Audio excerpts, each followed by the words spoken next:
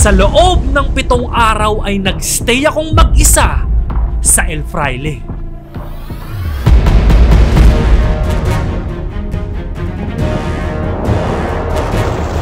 Shit!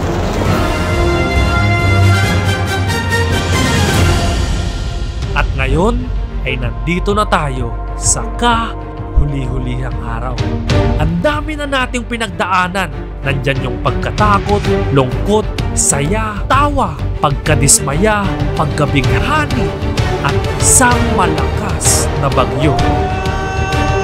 At masaya ako na umabot tayo sa kahuli-hulihang araw. Pero hindi pa rin tayo dapat magpakampante dahil napakarami pang pwedeng mangyari sa huli.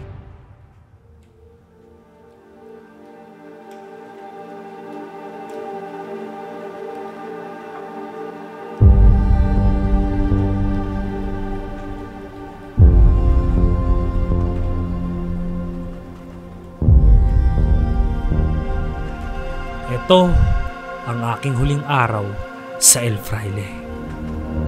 Ang bilis ng oras. Nagumpisa tayong may takot pero ito tayo't nakaabot. Sa huling araw natin dito ay hindi tayo pwedeng umalis nang hindi natin natatapos ang ating mga misyon. Una, kailangan nating tuluyang makahuli ng isda. Pangalawa, ang pumunta ng 3:00 ng madaling araw sa bunker. Pangatlo, ang makabawi at tuluyang makaakyat sa light tower.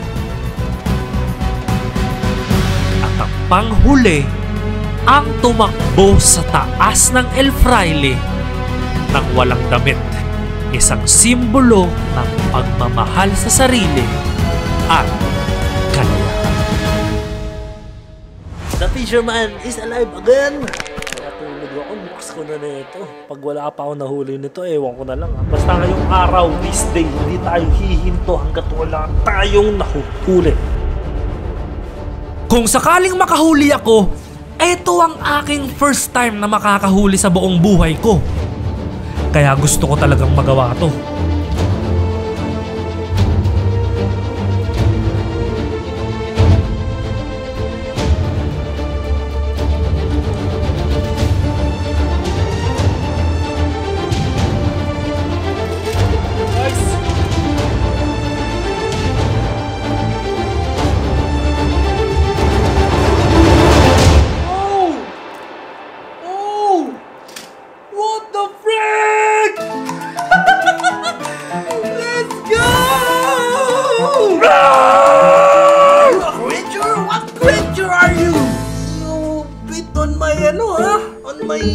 Patibong ha?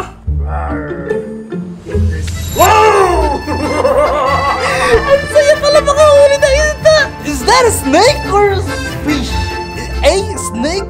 B fish? Ano yung nahuli natin guys? Hindi ko kasi alam to eh. Kailangan magkaroon tayo ng fish dance celebration. Fish dance celebration. Pom pom pom pom. Pag-tag-tag-tag-tag. Ha! What's up guys? So, ang oras natin ngayon ay 9:48 na ngayon dito. And unti-unti ko na nararamdaman na naman yung nakakilabot na feeling dito. Baga kung ano-ano na yung mga bagay na kasi kunyari ito, tatahimik tayo.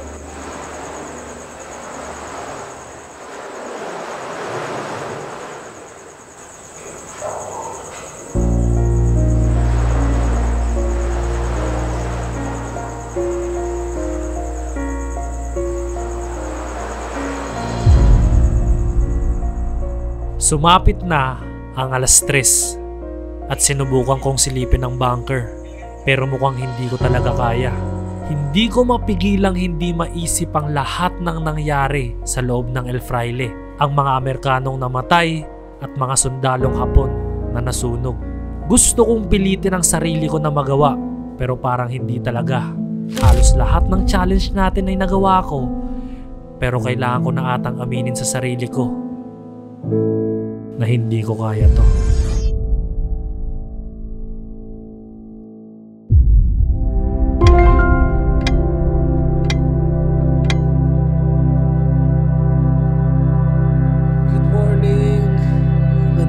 El Fraile Natics. Sobrang kalmado ng dagat, guys. Grabe.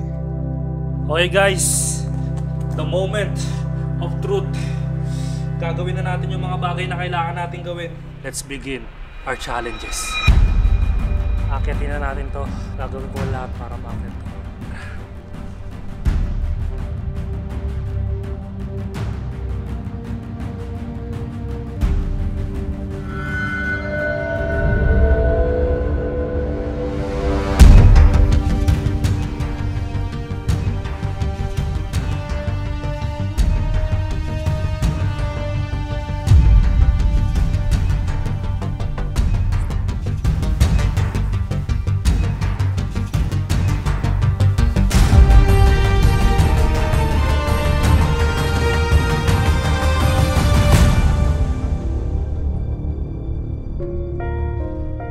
Hindi ko talaga mabuhat ang aking katawan at unti-unti ko nang tinatanggap na hindi ko kaya.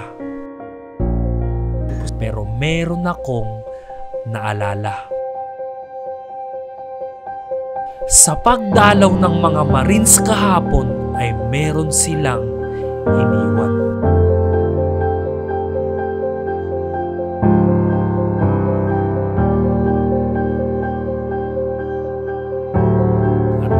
Pagtanto na hindi ko kailangang buhatin ang sarili ko, pero kailangan ko lang makagawa ng paraan ng magkaroon ng mga bagong tutungtungan.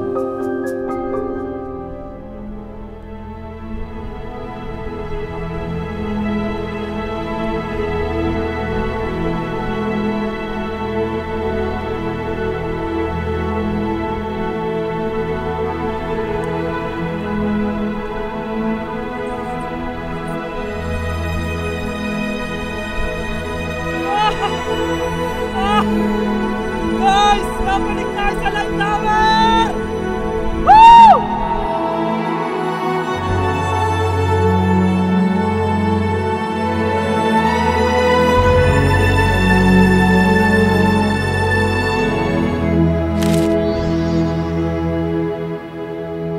Guys, grabe. Isa yun sa pinaka nakakabang moment ng buhay ko. Actually, kinakabahan pa rin ako. Nanginginig pa rin yung kamay ko. Pero naharap natin, meron na naman akong isang kinakatakutan na naharap ko. Guys, wala na tayong tubig.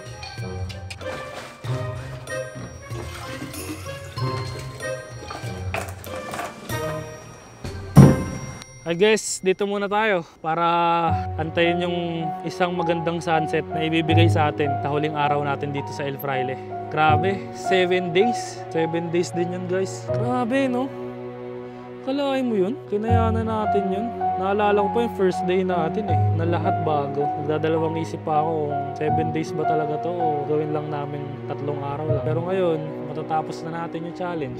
Dami nating nagawa mga bagay na hindi ko akalain na kaya ko pala. Pag ganitong moment talaga, nagiging dramatic, no? Ganun ba dapat sa vlog? Pero kidding aside, sobrang sarap lang din talaga ng experience ko dito sa El Fraile. Walang katumbas, walang kapantay. Yung hirap, mahirap. Kahit 7 araw lang ako, dami natin pinagdaanan. Full of troubleshoot, kumbaga. Pero masasabi ko na worth it. Sobrang worth it. Ang goal natin is yung makareconnect ako sa sarili ko. And I guess, nagawa ko naman siya. Nagawa ko siya sa paraang napush ko yung sarili ko. Nakapagluto ako lagi ng mag-isa. Natulog akong mag-isa. Wala akong kasama. Baga, it's just me. Kausap ko lang lagi yung sarili ko. And uuwi ako sa Manila. May bagong energy para makipaglaban sa realidad. Pero isa lang masasabi ko, babalik ako dito sa El Fraile.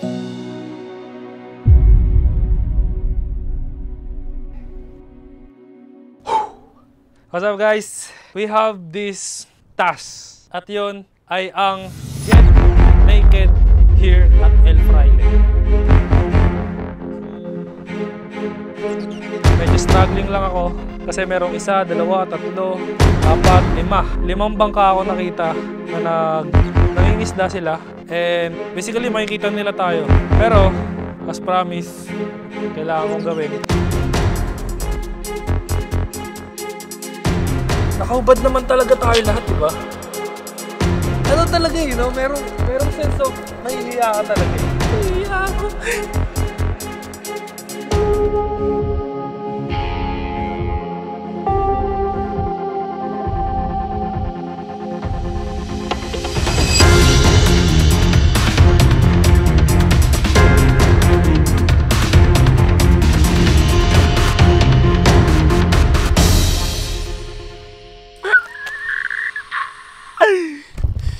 Shit, ba't ko ba ginagawa to?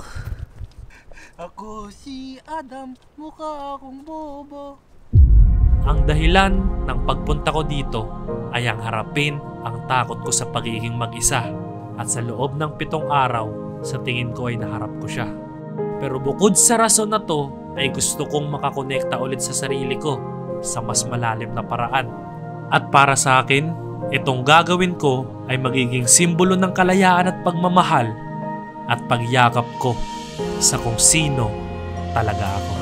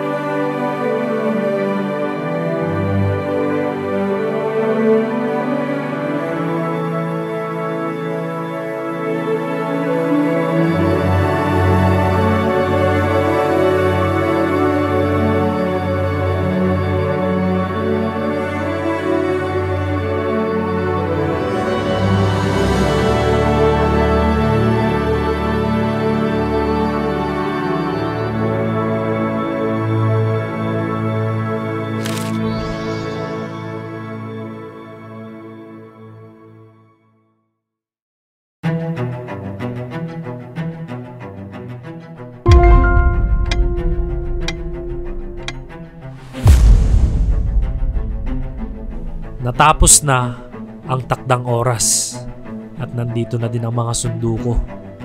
Napakaraming storya ang nakatatak sa islang ito, pero isa lang ang napagtanto ko. Balang araw ay matatapos din ang buhay ko, pero masaya ako at mapapanood ng mga susunod na henerasyon ang storya ko. Ikaw, anong ginagawa mo para sa istorya ng buhay mo?